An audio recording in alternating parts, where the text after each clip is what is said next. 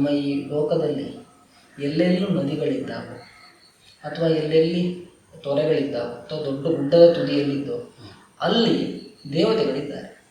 ನಮ್ಮ ಮಠಮಾನ್ಯಗಳಿರ್ಬೋದು ಅಥವಾ ದೇವಸ್ಥಾನಗಳಿರ್ಬೋದು, ಗುಡಿ ಗೋಪುರ ಇವೆಲ್ಲವೂ ಒಂದು ಪರ್ವತದ ತುದಿಯಲ್ಲಿ ಇಲ್ವ ನದಿಯ ಬುಡದಲ್ಲಿ ಎಲ್ಲ ಇರುವಂಥದ್ದು ಈ ವ್ಯವಸ್ಥೆ ಇದೆ. ಅಂದರೆ ಪ್ರಕೃತಿ ಆರಾಧನೆ ಎನ್ನುವಂಥದ್ದು ಅನಾದಿಯಿಂದ ನೋಡ್ಕೊಂಡು ಬಂದಿದೆ. ಪ್ರಿಯ ವೀಕ್ಷಕರೇ, ಈ ವಿಡಿಯೋನ ನೋಡೋದಕ್ಕೂ ಮೊದಲು ನಮ್ಮ ಚಾನಲನ್ನು ಇನ್ನೂ ಸಬ್ಸ್ಕ್ರೈಬ್ ಮಾಡ್ಕೊಂಡಿಲ್ಲ ಆದರೆ ತಕ್ಷಣವೇ ಸಬ್ಸ್ಕ್ರೈಬ್ ಮಾಡ್ಕೊಳ್ಳಿ. ಹಾಗೆ ವಿಡಿಯೋ ಇಷ್ಟ ಆಗಿದ್ರೆ ಶೇರ್ ಮಾಡಿ. ಈಗ ಸಾಮಾನ್ಯ ಜನರ ಜೀವನ ಹೇಗಾಗಿದೆ ಅಂದರೆ ಹಣದ ಹಿಂದೆ ಮನುಷ್ಯ ಹೋಗ್ತಾ ಇದ್ದಾನೆ. ಹಣ ಗಳಿಕೆಯೇ ಜೀವನ ಮುಳುಕ ಇದೆ. ತನ್ನ ಜೀವನ ಪೂರ್ತಿ ಹಣ ಗಳಿಕೆ ಮಾಡಿ ತನ್ನ ಸಂಸಾರದ ಮುಂದಿನ ಮಕ್ಕಳು ಅವರಿಗಾಗಿ ಕೂಡಿಡಬೇಕು, ಅವರು ಸುಖವಾಗಿರಬೇಕು ಅನ್ನೋದು ಯೋಚನೆ. ಈ ಮಧ್ಯೆ ಈ ವೈರಾಗ್ಯ ಅಥವಾ ಈ ಪರಮಾರ್ಥ ಚಿಂತನೆಯನ್ನು ಹೇಗೆ ಮಾಡಲಿಕ್ಕೆ ಸಾಧ್ಯ ಮನುಷ್ಯ? ಅಂದರೆ ಈಗೇನಾಗಿದೆ ಅಂತ ಕೇಳಿದರೆ ಮೊದಲೆಲ್ಲ ಹೇಳ್ತಿದ್ದೆ ಧರ್ಮ ಮೂಲಂ ಜಗತ್ತು ಎಂಬುದಾಗಿ. ಈಗೇನಾಗಿದೆ ಅಂದರೆ ಧನ ಮೂಲಂ ಜಗತ್ತು ಎಂಬುದಾಗಿ ಆಗ್ತಿದೆ. ಯಾಕೆಂತ ಕೇಳಿದರೆ ಈ ಜೀವನ ಮಾಡಬೇಕು ಅಂದರೆ ಹಣ ಬೇಕೇ ಬೇಕು. ಆದರೆ ಹಣವೇ ಜೀವನ ಅಲ್ಲ. ನಾವು ಈ ಲೋಕವನ್ನು ಬಿಟ್ಟು ಹೋಗುವಾಗ ನಾವು ಗಳಿಸಿದ ಹಣ ತಗೊಂಡು ಹೋಗೋದಿಲ್ಲ, ಅಥವಾ ನಾವು ಕಟ್ಟಿಸಿದ ಮನೆ ತಗೊಂಡು ಹೋಗೋದಿಲ್ಲ, ಅಥವಾ ನಾವು ಗಳಿಸಿದ ಜನರ ಕೀರ್ತಿಯನ್ನು ತಗೊಂಡು ಹೋಗೋದಿಲ್ಲ. ನಾವು ತಗೊಂಡು ಹೋಗೋದು ಏನು ಅಂತ ಕೇಳಿದರೆ ನಾವು ಮಾಡಿದ ಪಾಪ, ನಾವು ಮಾಡಿದ ಪುಣ್ಯ, ಎರಡನ್ನೇ ತಗೊಂಡು ಹೋಗುವಂಥದ್ದು. ಹಾಗಾಗಿ ಅದಕ್ಕಾಗಿ ಒಂದಷ್ಟು ಸಮಯವನ್ನು ನಾವು ಕೊಡಬೇಕು. ನೀವು ನೋಡಿ, ಬೆಳಗ್ಗೆ ನಾವು ಈಗ ಹಿಂದೆಲ್ಲ ಏನು ಮಾಡ್ತಿದ್ರು ಅಂತ ಕೇಳಿದರೆ ಬೆಳಗ್ಗೆ ಎದ್ದ ತಕ್ಷಣ ಕರಾಗರೆ ವಸತಿ ಅಂತೇಳಿ ಕೈ ಉಜ್ಜಿ ಕೈ ನೋಡಿಕೊಂಡು ಮುಂದಿನ ಕೆಲಸಗಳಿಗೆ ಹೋಗುವಂಥದ್ದು ಇತ್ತು. ಈಗ ಅದಿಲ್ಲ, ಬೇರೆ ಪದ್ಧತಿಗಳೆಲ್ಲ ಬಂದುಬಿಟ್ಟಿದ್ದಾರೆ. ಹಾಗಾಗಿ ಮೊಬೈಲ್ ನೋಡ್ತಾರೆ. ನಮ್ಮ ಸಂಸ್ಕೃತಿ ಅದಲ್ಲ. ನಮ್ಮ ಹಿಂದಿನ ಕಾಲದಲ್ಲಿ ಮೊಬೈಲ್ ಎನ್ನುವಂಥದ್ದು ಇರಲಿಲ್ಲ. ಆಗ ಬೆಳಗ್ಗೆಯಿಂದ ಸಾಯಂಕಾಲದವರೆಗೂ ಚಿಂತನೆಗಳನ್ನು ಮಾಡ್ತಿದ್ರು. ಧರ್ಮದ ಚಿಂತನೆ ನಡೀತಾ ಇರ್ತಿತ್ತು. ಲೌಕಿಕರಾದರೂ ಅವರಿಗೆ ಎಷ್ಟು ಬೇಕೋ ಅಷ್ಟನ್ನಾದರೂ ಅವ್ರು ಕಲ್ತ್ಕೊಂಡಿರ್ತಿದ್ರು. ನಿಮ್ಮ ನಿತ್ಯಕ್ಕೆ ಏನು ಬೇಕು ಅದನ್ನು ಕಲ್ತ್ಕೊಂಡಿರ್ತಿದ್ರು. ನಮ್ಮ ಹಿಂದಿನವರು ಆ ಸಂಪ್ರದಾಯವನ್ನು ನಮ್ಮ ಮುಂದಿನ ಮಕ್ಕಳಿಗೆ ಕಲಿಸಿಬಿಡ್ತಿದ್ರು. ಈಗಿನ ನಿತ್ಯ ಜೀವನದಲ್ಲಿ ಏನಾಗಿದೆ ಅಂದರೆ ಮಕ್ಕಳಿಗೆ ಬೆಳಗ್ಗೆ ಎದ್ದ ತಕ್ಷಣ ಟ್ಯೂಷನ್ ಅಂತಾರೆ. ನಿಮ್ಗೆ ಗಮನಿಸಿರ್ಬೋದು, ಶಾಲೆಗಳಿಗೆ ಹೋಗ್ತಾರೆ, ಅದೇ ವಿಷಯವನ್ನೇ ಮನೆಯಲ್ಲಿ ಬೆಳಗ್ಗೆನೂ ಕಲಿಸ್ತಾರೆ, ಸಾಯಂಕಾಲವೂ ಕಲಿಸ್ತಾರೆ. ಹಾಗಾದ್ರೆ ಶಾಲೆ ಹೋಗೋದು ಯಾಕೆ? ಶಾಲೆಯಲ್ಲೂ ಅದನ್ನೇ ಕಲಿಸ್ತಾರೆ ಅಂತ ಆದಮೇಲೆ ಮತ್ತು ಶಾಲೆ ಹೋಗೋದು ಯಾಕೆ? ಟ್ಯೂಷನ್ ಮುಗಿಸ್ಕೊಂಡ್ರೆ ಸಾಕಲ್ಲ. ಮಕ್ಕಳ ಮೇಲೆ ನಾವು ಒತ್ತಡವನ್ನು ಹಾಕ್ತಿದ್ದೇವೆ.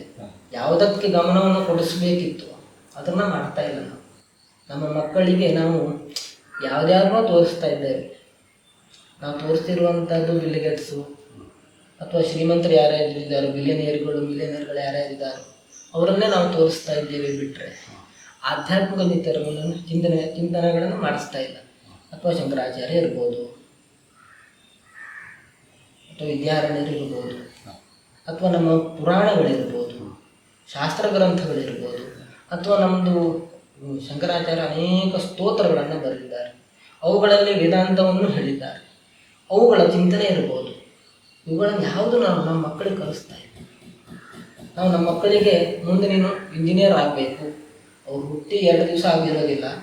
ನಮ್ಮ ಮಕ್ಕಳಿಗೆ ನಾವು ಹೇಳುವಂಥದ್ದು, ನಮ್ಮ ಅಕ್ಕಪಕ್ಕದವ್ರಿಗೆ ಹೇಳುವುದು ಏನು ಅಂತ ಕೇಳಿದರೆ, ನನ್ನ ಮಗ ಇಂಜಿನಿಯರ್ ಆಗ್ತಾನೆ, ಅಥವಾ ನನ್ನ ಮಗ ಡಾಕ್ಟರ್ ಆಗ್ತಾನೆ, ನನ್ನ ಮಗ CA ಬರೀತಾನೆ, ಇದನ್ನೇ ಹೇಳ್ತಿದ್ದೇವೆ ಬಿಟ್ಟರೆ ಯಾರಾದರೂ ನಮ್ಮ ಮಕ್ಕಳನ್ನು ನಾವು ಅಧ್ಯಯನ, ನಮ್ಮ ಶಾಸ್ತ್ರ ಅಧ್ಯಯನ ಅಥವಾ ನಮ್ಮ ಸಂಸ್ಕೃತ ಅಧ್ಯಯನದಂತ ಕಳಿಸುವಂಥ ಯಾರೂ ಮುಖ ಮಾಡ್ತಾ ಇಲ್ಲ.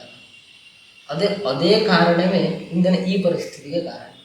ನಾವು ಲೋಕದಲ್ಲಿ ನೋಡ್ತಿದ್ದೇವೆ, ಅರಾಜಕತೆ ಇರ್ಬೋದು, ದಿವಸ ದೊಂಬಿ ಗಲಾಟೆಗಳಿರ್ಬೋದು. ಇವೆಲ್ಲದಕ್ಕೂ ಮೂಲ ಕಾರಣ ಏನು ಅಂತ ಕೇಳಿದರೆ, ನಾವು ನಮ್ಮ ಮಕ್ಕಳಿಗೆ ಸಂಸ್ಕಾರ ಕೊಡುವಲ್ಲಿ ಎಡುತ್ತಾ ಇರುವಂಥದ್ದೇ ಮೂಲ ಕಾರಣ. ಹಾಗಾಗಿ ನಾವು ನಮ್ಮ ಮಕ್ಕಳಿಗೆ ಯಾವುದನ್ನು ಸರಿಯಾಗಿ ಕೊಡ್ತೇವೆ ಅದು ಮುಂದೆ ಬೆಳ್ಕೊಂಡು ಹೋಗ್ತೇವೆ. ಹಾಗಾಗಿ ನಾವು ಮಾಡಬೇಕಾಗಿರುವಂಥದ್ದು ಈಗ ಸಂಸ್ಕಾರವನ್ನು ಕೊಡಬೇಕು. ಅದು ಆದಾಗ ಮಾತ್ರ ಸರಿಯಾದ ವ್ಯವಸ್ಥೆಗಳಾಗ್ತದೆ. ಇಲ್ಲ ಅಂದರೆ ಎಲ್ಲರೂ ದಾರಿ ತಪ್ಪಿ ಹೋಗ್ತಾರೆ. ಈಗ ಇಲ್ಲಿ ಸನಾತನ ಧರ್ಮದ ಬಗ್ಗೆ ನಾವು ನಮ್ಮ ದುರದೃಷ್ಟ ಅಂತ ಹೇಳಬೇಕು. ಯಾಕೆಂದರೆ ವಿಶ್ವದ ಪಾಶ್ಚಿಮಾತ್ಯ ರಾಷ್ಟ್ರಗಳಲ್ಲಿ ಬೇರೆ ಬೇರೆ ಕಡೆ ಸನಾತನ ಧರ್ಮದ ಬಗ್ಗೆ ಒಲವು ಕಾಣಿಸ್ತಾ ಇದ್ದರೆ, ನಾವು ನಮ್ಮ ದೇಶದಲ್ಲಿ ಸನಾತನ ಧರ್ಮವನ್ನು ಅವಹೇಳನ ಮಾಡುವಂಥದ್ದು, ದೂಷಣೆ ಮಾಡುವಂಥದ್ದು ನಡೀತಾ ಇದೆ. ಈ ನಿಟ್ಟಿನಲ್ಲಿ ಯುವಕರಿಗೆ ಸನಾತನ ಧರ್ಮ ಪ್ರಸಾರ ಮತ್ತು ಜ್ಞಾನಾರ್ಜನೆಗಾಗಿ ನಮ್ಮ ಧಾರ್ಮಿಕ ಸಂಸ್ಥೆಗಳು ಮತ್ತು ಮಠಗಳ ಪಾತ್ರ ಹೇಗಿರ್ತದೆ, ಹೇಗಿರಬೇಕು? ಅವರಿಗಾಗಿ ಅನೇಕ ಕಡೆಗಳಲ್ಲಿ ಶಿಬಿರಗಳು ಮಾಡ್ತಾ ಇದ್ದಾರೆ, ನಾವು ಮಾಡ್ತಾ ಇದ್ದೇವೆ. ನಾವು ಮುಂದಿನ ದಿನಗಳಲ್ಲಿ ಎಲ್ಲರಿಗೂ ನಮ್ಮ ಹಿಂದೂಗಳಿಗಾಗಿ ಒಂದು ಶಿಬಿರವನ್ನು ಮಾಡುವಂತಹ ಚಿಂತನೆಗಳಿದೆ ನಮ್ಮಲ್ಲಿ. ಮುಂದಿನ ದಿವಸಗಳಲ್ಲಿ ಮಾಡಬೇಕು ಎನ್ನುವಂಥದ್ದು. ಅವರಿಗೆ ಬೇಸಿಗೆ ಉಳಿದ ಸಮಯದಲ್ಲಿ ಅವರು ಶಾಲೆ ಎನ್ನುವಂಥದ್ದು ಇರ್ತದೆ. ಉಳಿದ ಬೇಸಿಗೆಯ ರಜೆಯಲ್ಲಿ ಒಂದು ಕನಿಷ್ಠ ಒಂದು 15 ದಿವಸವನ್ನಾದರೂ ಮುಂದೆ ಅವರು ನಮ್ಮ ಇತಿಹಾಸ, ಹಿಂದೂಗಳ ಇತಿಹಾಸ ಅಥವಾ ಹಿಂದೂಗಳ ಆಚರಣೆಗಳು, ಪದ್ಧತಿಗಳು, ನಾವು ಯಾವ ರೀತಿಯಾಗಿ ಇರಬೇಕು, ನಮ್ಮ ಶಾಸ್ತ್ರಗಳು ಏನೇನು ಹೇಳುತ್ತವೆ, ಅವರಿಗೆ ಒಂದಷ್ಟು ನಮ್ಮ ಸ್ತೋತ್ರಗಳನ್ನು, ದೇವತಾ ಸ್ತೋತ್ರಗಳನ್ನು ಕಲಿಸುವಂಥದ್ದು ಇರ್ಬೋದು. ಇವುಗಳನ್ನೆಲ್ಲ ಮಾಡಿದಾಗ ಅವರ ಮನಸ್ಥಿತಿ ಎನ್ನುವಂಥದ್ದು ಒಂದಷ್ಟು ಈ ಕಡೆಗೆ ಬರ್ತದೆ, ಅಂದರೆ ಒಳ್ಳೆಯ ಮಾರ್ಗದತ್ತ ಬರ್ತದೆ. ಅವರಿಗೆ ಬೇರೆಯ ನಾವು ಈ ಥರ ಮಾಡಬೇಕು, ಈ ಥರ ಇರಬೇಕು ಎನ್ನುವಂಥದ್ದು ಗೊತ್ತಾಗ್ತದೆ. ಯಾಕೆಂತ ಕೇಳಿದರೆ ಈಗಿನ ಪ್ರಸ್ತುತದ ವಿದ್ಯಮಾನದಲ್ಲಿ ಈ ವಿಚಾರಗಳನ್ನು ಯಾರು ಶಾಲೆಗಳಲ್ಲಿ ಹೇಳ್ತಾ ಇಲ್ಲ. ಅಲ್ಲಿ ಯಾಕೆ ಅಂತ ಕೇಳಿದರೆ ನಾವು ಶಾಲೆಗಳ ಮಿಷನರಿ ಶಾಲೆಗಳು ಈಗ ನಾವೇನು ನೋಡ್ತಿದ್ದೇವೆ ಎಲ್ಲ ಏನು ಅಂದರೆ ಈಗ ಯಾರು ಕನ್ನಡ ಮೀಡಿಯಂ ಶಾಲೆಗಳಿಗೆ ಯಾರೂ ಕಳಿಸ್ತಾ ಇಲ್ಲ, ಎಲ್ಲ ಇಂಗ್ಲೀಷ್ ಮೀಡಿಯಂ ಕಳಿಸ್ತಾ ಇರ್ತಾರೆ. ಅಂಕಗಳಿಕೆ ಅಲ್ಲಿ ಮುಖ್ಯ ಆಗಿರುವಂಥದ್ದು ಅಂಕಗಳಿಕೆ. ಅವರನ್ನು ಓಡಿಸ್ತಾ ಇರುವುದು ಏನು ಅಂತ ಕೇಳಿದರೆ ನಾವು ಅಂಕಗಳಿಂದ ಇನ್ನು 90 ಮಾಡಬೇಕು ಅಂತ ಹೇಳಿ ಅವನಿಗೆ ಅದ್ರ ಬಗ್ಗೆನೇ ಗಮನ ಕೊಡಿಸ್ತಿದ್ದೇವೆ ಬಿಟ್ಟರೆ ಅವರಿಗೆ ನಮ್ಮ ಸಂಸ್ಕೃತಿ ನಮ್ಮ ಸಂಪ್ರದಾಯನ ಕೊಡುವಲ್ಲಿ ನಾವು ಇಡುತ್ತಾ ಇದ್ದೇವೆ. ಅದರನ್ನು ಕೊಟ್ಟಾಗ ಮಕ್ಕಳು ಸರಿಯಾದ ದಾರಿಯಲ್ಲೇ ಹೋಗ್ತಾರೆ. ಯಾಕೆ ಅಂತ ಕೇಳಿದ್ರೆ ನಾವು ನೋಡ್ತೇವೆ, ಕುದುರೆ ಇರ್ತದೆ ಹಿಂದೆ ದಿವಸ, ಈಗಿನ ಕಾಲದಲ್ಲಿ ಅದು ಕುದುರೆ ಟಾಂಗ ಗಾಡಿ ಅನ್ನುವಂಥದ್ದು, ಅದಕ್ಕೆ ಆ ಕಡೆ ಈ ಕಡೆ ಹೋಗಬಾರ್ದು, ಆ ಕಡೆ ಈ ಕಡೆ ನೋಡಬಾರ್ದು ಅಂತ ಹೇಳಿ ಅದಕ್ಕೊಂದು ಇದನ್ನು ಕೊಡ್ತಾರೆ, ಇದೇ ಮಾರ್ಗದಲ್ಲಿ ಹೋಗಬೇಕು ನೀವು. ಅದೇ ರೀತಿಯಾಗಿ ನಮ್ಮ ಮಕ್ಕಳಿಗೂ ನಮ್ಮ ಸಂಸ್ಕೃತಿ ಸಂಪ್ರದಾಯಗಳನ್ನು ಆ ಮಾರ್ಗವನ್ನೇ ತೋರಿಸಿಬಿಟ್ರೆ ಮಕ್ಕಳು ಅದೇ ದಾರಿಯಲ್ಲೇ ಹೋಗ್ತಾರೆ. ನಾವು ಕಲಿಸಬೇಕಾಗಿರುವಂಥದ್ದು ಅದು. ಮತ್ತೊಂದು ಅಂದರೆ ನಮ್ಮ ಮಕ್ಕಳು ನಮ್ಮನ್ನು ನೋಡಿ ಕಲಿತಾರೆ. ನಾವು ಮೊದಲು ಆಚರಣೆಯನ್ನು ಮಾಡಬೇಕು. ಯಾವುದಕ್ಕೆ ಉದಾಹರಣೆ ಆದರೆ ಶ್ರೀಧರ ಸ್ವಾಮಿಗಳು ಉದಾಹರಣೆಯನ್ನು ಕೊಡಬೇಕು. ಯಾಕೆ ಅಂತ ಕೇಳಿದರೆ ಅವರು ಬಳಿಯಲ್ಲಿ ಒಬ್ಬರು ತಾಯಿ ಮಗನನ್ನು ಕರ್ಕೊಂಡು ಬರ್ತೀವಿ, ಕಥೆ ಎಲ್ಲರಿಗೂ ಗೊತ್ತಿರ್ಬೋದು. ಮಗನನ್ನು ಕರ್ಕೊಂಡು ಬರ್ತಾರೆ. ನನ್ನ ಮಗ ತುಂಬ ಸಿಹಿಯನ್ನು ತಿಂತಾನೆ ಸ್ವಾಮಿ, ಅದನ್ನು ಬಿಡಿ ಅಂಥೇಳಿ ನೀವು ಹೇಳಿ ಅನುಗ್ರಹ ಮಾಡಿದ್ರೆ ಅವ್ನು ಬಿಡ್ಬೋದು. ನಾನು ಹೇಳಿ ನೋಡಿ ಆಯಿತು, ಅದನ್ನು ಬಿಡ್ತಾ ಇಲ್ಲ. ಅವ್ರು ಹೇಳ್ತಾರೆ, ಆಯ್ತಮ್ಮ ಇನ್ನೊಂದು 3-4 ದಿವಸ ಬಿಟ್ಟು ಬಾರಮ್ಮ ಅಂತ ಹೇಳ್ತಾರೆ. ಆಯಿತು ಅಂತ ಹೇಳ್ತಾರೆ. ಅವರು ವಾಪಸ್ ಹೋಗ್ತಾರೆ. ಒಂದು 3-4 ದಿವಸಗಳು ಬಿಟ್ಟ ಮೇಲೆ ಬರ್ತಾರೆ ಆ ತಾಯಿ ಮಗನನ್ನು ಕರ್ಕೊಂಡು. ಆಗ ಅವ್ರು ಹೇಳ್ತಾರೆ, ಸಿಹಿ ತಿನ್ನಬಾರ್ದಪ್ಪ, ಅದು ಆರೋಗ್ಯಕ್ಕೆ ಒಳ್ಳೆಯದಲ್ಲ ಅಷ್ಟೊಂದು, ಅದನ್ನು ಬಿಟ್ಟುಬಿಡು ನೀವು ಅಂತ ಹೇಳ್ತಾರೆ. ಆ ತಾಯಿ ಅವ್ರ ಹತ್ರ ಪ್ರಶ್ನೆ ಮಾಡ್ತಾರೆ, ಸ್ವಾಮಿ ಇವಾಗ 3-4 ದಿವಸ ಹಿಂದೆ ಹೇಳ್ಬೋದಿತ್ತಲ್ಲ ನೀವು, ಯಾಕೆ ಹೇಳಿ? ಅವ್ರು ಹೇಳಿದ್ರಂತೆ, ನಾನು ತುಂಬ ಸಿಹಿ ತಿಂತೀನಮ್ಮ, ಹಾಗಾಗಿ ನಾನು ಮತ್ತು ಅದನ್ನು ಬಿಡಬೇಕು, ಹಾಗಾಗಿ ನಾನು ಅದನ್ನು ಬಿಟ್ಟೆ, ಈಗ ಸಿಹಿ ತಿನ್ನೋದನ್ನು ನಿಲ್ಲಿಸಿದೆ ನಾನು. ಹಾಗಾಗಿ ಈಗ ಅವನಿಗೆ ಉಪದೇಶ ಮಾಡುವಂಥ ಸಾಮರ್ಥ್ಯ ಅಥವಾ ಉಪದೇಶ ಮಾಡಬೇಕಾದ್ರೆ ನಾನು ಈ ಸ್ಥಾನದಲ್ಲಿ ನಿಂತ್ಕೊಂಡೆ, ಆಗ ನಾನು ಉಪದೇಶ ಮಾಡ್ತಾ ಇದ್ದೇನೆ. ಅಂದರೆ ಅರ್ಥ ಏನು? ಮೊದಲು ನಾವು ಆಚರಣೆ ಮಾಡಬೇಕು, ಅದನ್ನು ನಮ್ಮ ಮಕ್ಕಳಿಗೆ ಹೇಳ್ಕೊಡ್ಬೇಕು. ಆದಾಗ ಮಾತ್ರ ನಮ್ಮ ಸಂಸ್ಕೃತಿ ನಮ್ಮ ಸಂಪ್ರದಾಯಗಳು ಸರಿಯಾಗಿ ಉಳ್ಕೊಂಡು ಹೋಗ್ತದೆ. ಈ ಶಾಲೆಗಳಲ್ಲಿ ಏನು ಅಂತ ಕೇಳಿದರೆ ಅವರೆಲ್ಲ ವಿದೇಶಿ ಸಂಸ್ಕೃತಿ ಅರ್ಥ ಅಥವಾ ನಮ್ಮ ಮಕ್ಕಳಿಗೆ ನಮ್ಮ ಮಗ ಮುಂದೆ ವಿದೇಶದಲ್ಲೇ ಕೆಲಸ ಮಾಡಬೇಕು ಎನ್ನುವಂಥದ್ದನ್ನು ನಾವು ಹೇಳ್ತೇವೆ. ಆಗೇನು ಮಾಡ್ತಾರೆ ಮಕ್ಕಳು, ಅಲ್ಲಿ ಹೋಗುತ್ತಾನೆ ಗಮನ ಕೊಡ್ತಾರೆ ಬಿಟ್ಟರೆ ನಮ್ಮ ಸಂಸ್ಕೃತಿ ಸಂಪ್ರದಾಯಗಳನ್ನು ಬಿಟ್ಬಿಡ್ತಾರೆ.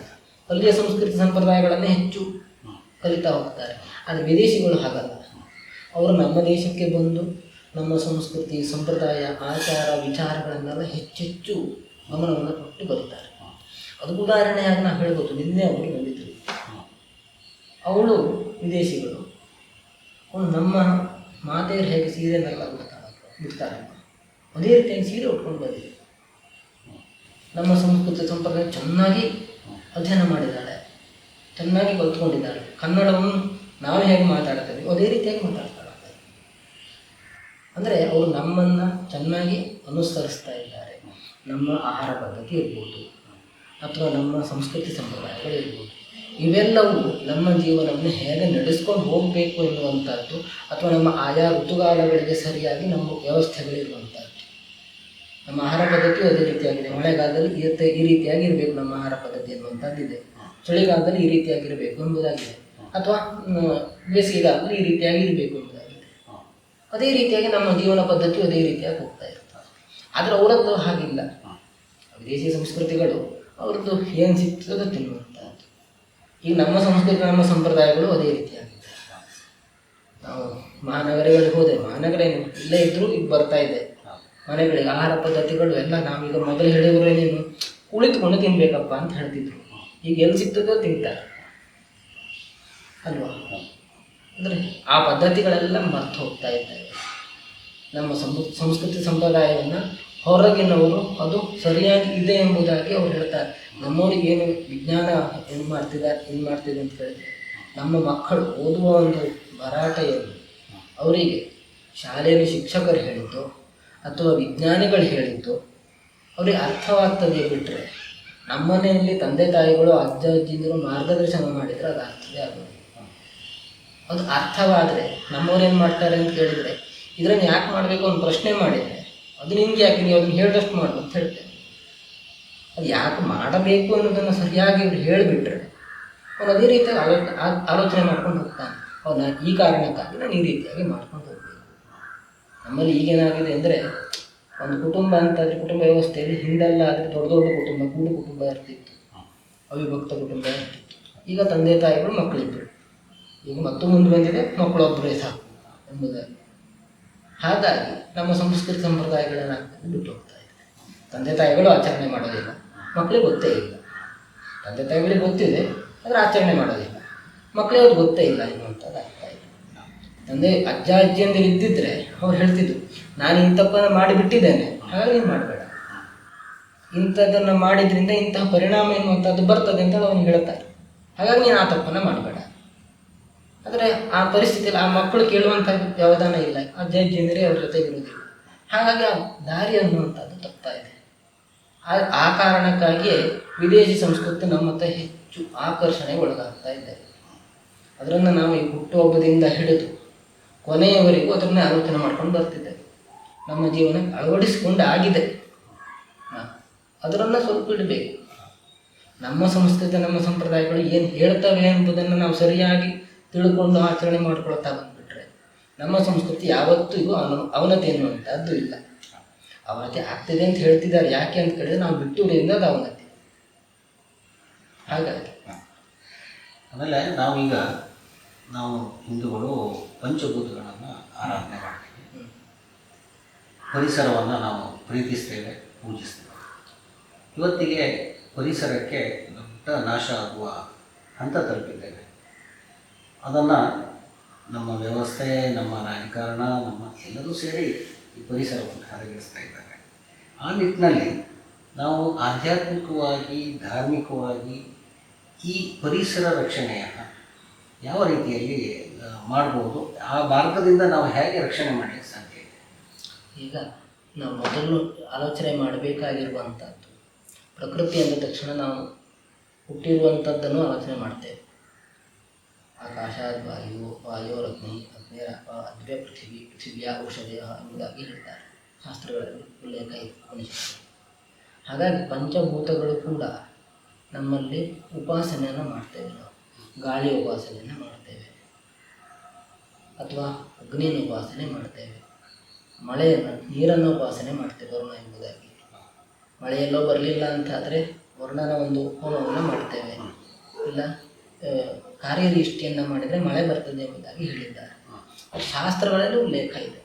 ತುಂಬ ಮಳೆ ಬರ್ತಾ ಇದೆ ಅಂತಾದರೆ ವಾಯು ಸೂಕ್ತವನ್ನು ಹೇಳಬೇಕು, ಅದು ಹೋಗ್ತದೆ ಮಳೆ ಎಂಬುದಾಗಿ ಹೇಳಿದ್ದಾರೆ. ಅಂದರೆ ಶಾಸ್ತ್ರಗಳು ಅದನ್ನು ಹೇಳಿದ್ದಾರೆ, ಉಲ್ಲೇಖ ಇದೆ.